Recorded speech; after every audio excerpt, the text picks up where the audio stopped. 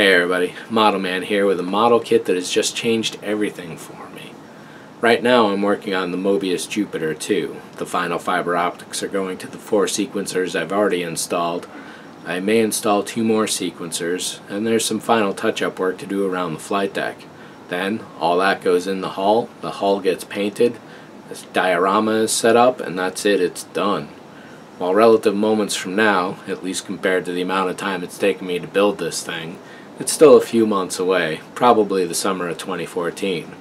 So as I finish up the Jupiter 2, I'm going to start working on several models at the same time, but this one is going to dominate. It trumps pulling out the 1350-1701 toss and refit. It trumps doing a full stack 172 space shuttle, a robot B9, a Cylon Raider. I've got a Captain Cardboard X-Wing and an Anna Grande Avenger that are dying to be built, but this one, if I had to sell every model kit I have except for one, this is the one that I keep. The film that it's in is the inspiration for the Glue Monkey logo, and this forum here, the Orbital Defense Engineering Commission, is devoted to all model kits just from this film. And having gotten back not 12 hours ago from a 406-mile round trip to Atomic City itself, I'm happy to present the Captain Cardboard Big D Discovery Command Module Kit, and it's a big one. The boxes themselves are just over 15 inches on a side. The big box is just about a foot and the little box just over half a foot, and together, without any packing material at all, they both weigh in at 13 pounds 5 ounces. This is a big kit, so you better have your display space ready. Let's dig in. So this table here is a full 3 by 4 feet, and it barely contains everything going on here, much less actually taking everything out of these bags. Of course, the star of the show is the front sphere here itself. I'll have a paint can as a handy scale reference, just to get an idea of the size of this thing, because it really is monstrous. Now, as I mentioned, while this is the first kit delivered, Scott told me this is not the first kit poured. These pods, for example, were done yesterday, but lots of these other things, as evidenced by this dust, was poured a while ago. And right now, Scott is just waiting on a new round of these necks here, and then he can start shipping kits out that are already poured, no problem.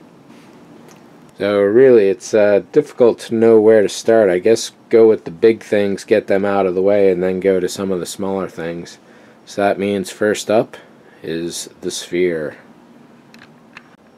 Holy cow, well, I'm seeing it, but I don't know that I'm believing it. Standing at a full 19 to 20 inches tall, top to bottom.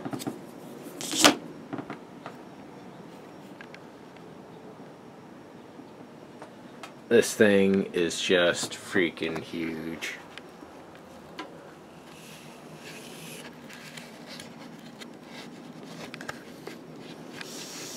So there's that bottom pusher plate, the 4 stands, the neck, the collar, the aft of the sphere, the front of the sphere, and then everything that goes inside.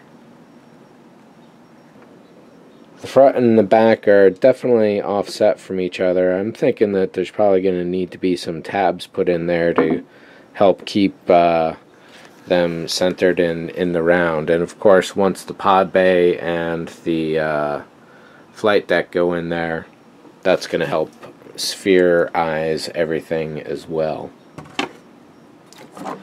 There is a particular way that Scott suggested to store this when it's sitting in half, and that is one, putting this down there.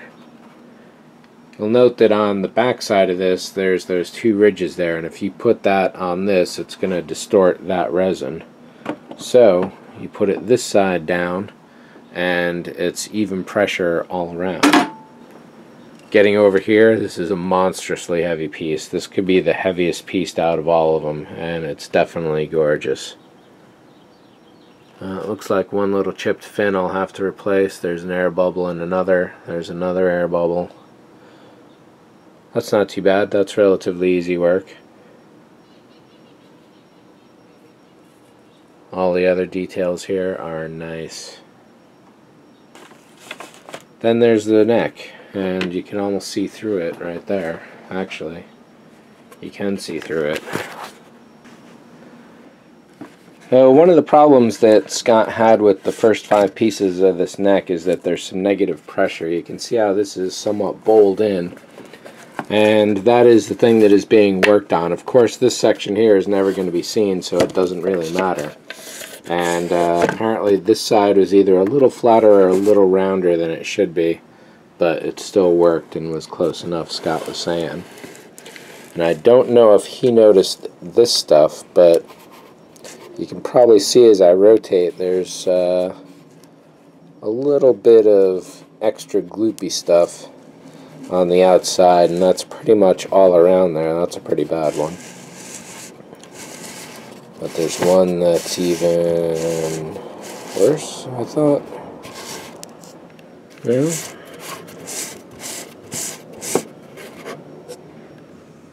Oh, there it is.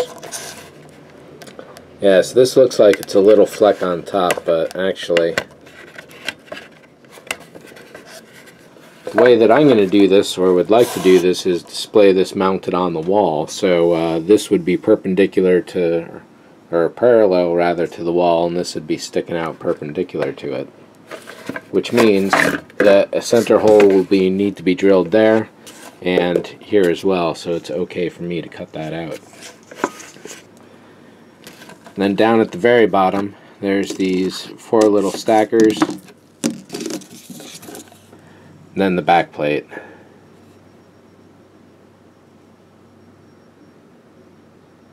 Lots of nice little details everywhere, really nice. Even a little bit of undercut on that pipe there, very, very nice. These pieces are pretty simple. All the lines are nice and sharp.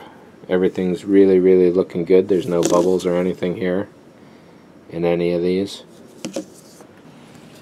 So this piece over here, the top funky bit, is the lock that goes attached to here and goes onto the back of the neck. That's an optional thing at this point, according to Scott. And the gray tube is going to go in the bottom of this, and that's where the pod base sits, and then the flight deck sits on top of that.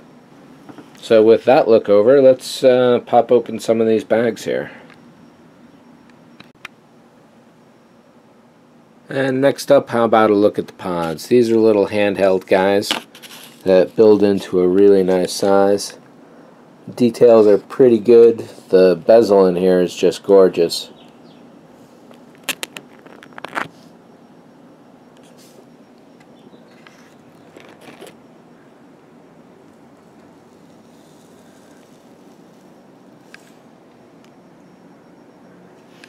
Even get a tiny little decal sheet.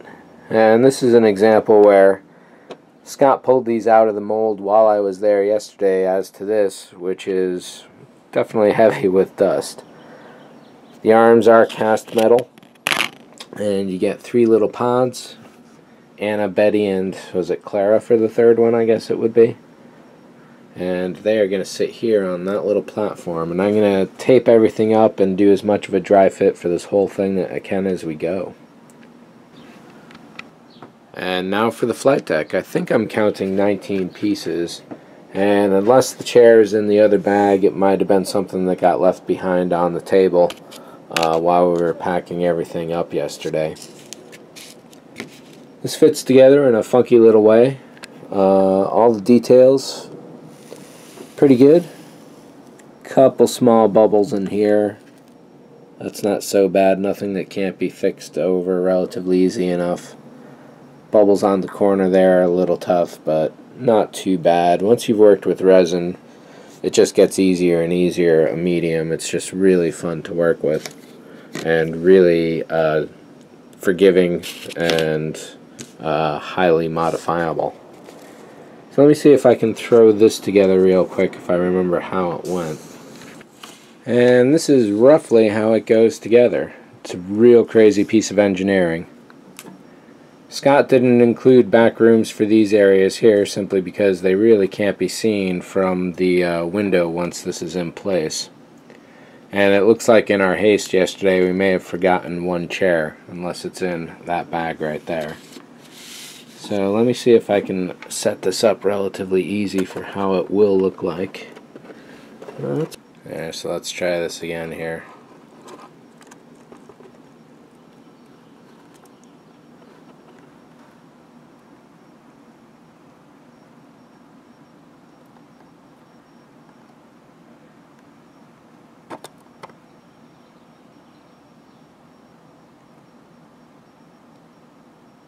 I'm sure everything's a little out of place, and to show you what it will look like,